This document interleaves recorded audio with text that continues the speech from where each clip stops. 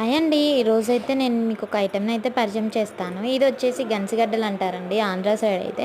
ఇక్కడ నేను హైదరాబాద్ సైడ్ అయితే ఎప్పుడూ కూడా వీటిని చూడలేదు. ఈ మధ్య కాలంలో ఒక 1 ఇయర్ బట్టి అయితే చూస్తూ ఉన్నాననమాట.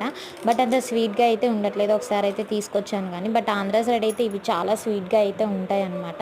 వీటిని మనము నార్మల్‌గా కడిగేసుకొనైనా తినేసేయొచ్చు. బట్ కొంచెం కడుపులో నొప్పి అట్లా అయితే వస్తూ ఉంటదనమాట. కానీ బొగ్గుల పొయ్యి మీద కాల్చుకొని తింటే ఆ టేస్టే వేరులేండి.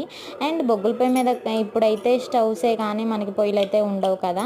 కాబట్టి మనము స్టవ్ మీద కాల్చుకునే ఛాన్స్ అయితే ఉండదు. అవి ఉడకను కూడా ఉడకవు కాబట్టి జస్ట్ కొన్ని వాటర్ పోసేసి ఇవి మరీ ఎక్కువగా లావున్నవైతేననుకోండి కట్ చేసుకొని ఒక 4, 5 పీసెస్ చేసేసుకొని వాటర్ వేసేసి ఉడకబెట్టేసుకోవడమే అనమాట. సేమ్ ఇంకా మనం స్వీట్ పొటాటోస్ ఎలా అయితే ఉడకబెట్టేసుకుంటామో అలానే ఉడకబెట్టుకోవాలి.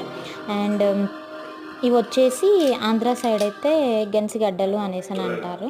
అండ్ మీ ఊర్లో ఏమంటారో కమెంట్ చేయండి. అండ్ చిన్నగున్నప్పుడైతే మా అమ్మమ్మ కాల్చేసి పొయ్యిలో ఇచ్చేసేదనమాట. టేస్ట్ అయితే ఆసమ్‌గా ఉంటుందనమాట.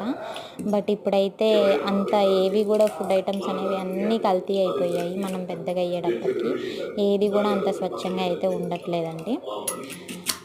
Thanks for watching. Please subscribe our channel. అటువంటి మనిషి నుంచి తనని రక్షించుకోవడం కోసం ఆమె అతన్ని షూట్ చేయాల్సి వస్తే అది కూడా సెల్ఫ్ డిఫెన్సే.